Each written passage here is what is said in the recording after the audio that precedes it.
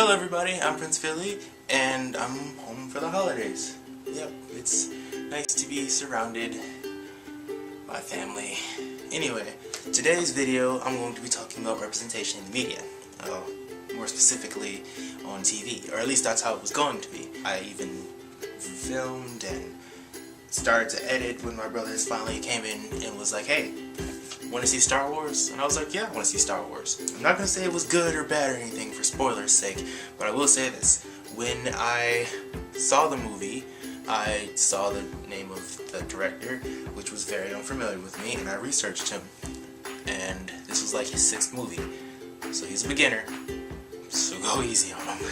As I was researching, I came across an article about inclusivity in the film, in Star Wars, which, I'll be honest, is a notoriously white, notoriously male franchise. It's titled, How Rian Johnson Made Heroism Inclusive in Star Wars. It even had some quotes that go perfectly with this video. One by even J.J. Abrams, saying, I think it's important people see themselves represented in film. I think it's not a small thing. Boy, can I disagree any less. Can I not disagree any less? There's even another one by one of the new characters with purple hair. If you see the film, you know what I'm talking about, where she said, it feels right, especially now. And once again, no it doesn't. I'm going to start by talking about what shows I watched growing up. Hopefully that'll set this date. Keep in mind, I was born in '96, and although I can't remember stuff from as early as 3 years old, I don't consider myself a 90s kid. I grew up in the 2000s. In fact, it was 2001 when I was 5 years old that it actually started to occur to me that there is a world around me and that it's bigger than what's going on North 50th Street, the street I grew up on. It was in September. If you guys, it's one personal, one, national. If you guys can kind of figure out what I'm hinting at, but I'll talk about those at a later date. So, I was a Cartoon Network kid growing up. I watched shows like Courage the Cowardly Dog, Ed, Edd n Eddy, Foster's Home. I even watched some classic stuff, I guess, like Dexter's Laboratory and Powerpuff Girls. I also made stops at other channels, like Disney Channel. I watched That's So Raven, and Lilo and Stitch, and House of Mouse, and even Nickelodeon. I watched SpongeBob and Fairly Odd Parents and Drake and Josh. All pretty normal kid stuff. Now, a typical SJW would say something like, that's a really white lineup of shows. And to be fair, with the exception of Raven and Lilo, they're right. I, growing up, only shared my skin color with one protagonist and a couple side characters. But do you want to know what little black me thought? He thought those shows were great. He didn't care.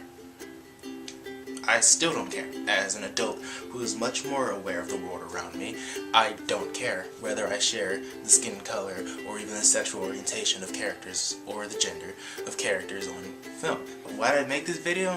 It's because there's a lot of whining when a cast is monochromatic. A lot of people whine about that, and that's so futile, and it's shallow, if you ask me. I think it's shallow to have to connect with people because of what skin color they are or what gender they are. That's very shallow. Those are physical things, and that shouldn't matter. It should be what's up here that matters rather than in here. A show I watched this year was Frasier, a middle-aged white man with an ex-wife, a radio talk show, a father he doesn't get along with, a younger brother, and a maid. A lot of these things I either do have, don't have, or am not. And I still found that show to be really great. I found the show to be really easy to connect to because of what's going on up here. And I can even push that envelope with women as well. Another show I watched was Golden Girls. I'm not a middle-aged white woman. And still, I found a lot of those episodes to be really good and easy to connect with. There was even one episode that brought me to tears because it was something that I was going through. So I'll ask the question, does that diverse cast matter? No, not at all. It doesn't matter if you're black or a woman or even gay. That doesn't matter either. Now, I can be fair and say when I walk into a room and only see white people, I do feel a little out of place. That can be easily taken care of if I just learn about the people in the class with me. And the same goes for TV. It really does. A lot of the characters on Frasier, all of them white, all of the women in Golden Girls, all of them white, I could still feel something for them. Now, being black and being a woman, those are two attributes that you can give to a character and won't change much, because those are absolutely physical changes. But even gay characters as well. Being gay myself, I don't feel like gay characters are necessary. I don't feel like it makes a character good if the character is gay. I think the best way I've ever seen a character be gay on TV was in Fear the Walking Dead. In Fear the Walking Dead, we had Victor Strand, the black guy. Well, I should have said spoiler alert before that. He was gay. We went the first season and a couple episodes of the second season not knowing it, and they only revealed it. And when they did, it didn't change his character at all. It was like, oh, cool, they just kind of had all this human stuff, and then they put the gay stuff on top of it. He got his chance to be a human character first. Now, I'm not saying being gay makes you inhuman. I'm just saying that shouldn't be the defining trait of a person. I don't think it is. If being gay is your defining trait, you turn into an awful character. You turn into the character Kurt from Glee. You turn into Kurt from Glee, and don't get me started on Kurt. I did not like Kurt from Glee. He was a terrible representation of gay people on TV. Oh goodness, I did not like it. I think I'm going to put this at a bottom line. The bottom line that I want to say is, do not restrict yourself or limit yourself because of physical attributes. Do not limit your connections with other humans because of what's going on here, or here, or here. It's base your connection off of what's up here.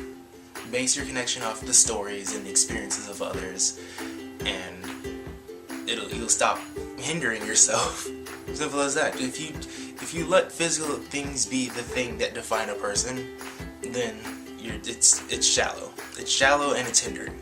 I mean, he even took the own argument back later on in the article. Something about a little white boy connecting with the Asian girl from the movie. Ugh, God, I hate when people do that. It's so stupid. So, now that I'm home, I think I'm gonna try to upload some more. I have 2 videos that I want to do that are book reviews coming up. I haven't forgotten about book reviews. And also I want to do my news reports still. So, then also have something a little personal that I want to put out there. I'm going to make that its own video. I want to thank you guys for watching. If you like this video, like it. You can also share it with people. You know, I want to see as many people, talking about this as possible. I really like to hear people's point of views. Oh my god, getting a call. But yeah, that's it for today. Thank you guys for watching, and like I said, comment, subscribe, like, share, do what you feel. Thanks.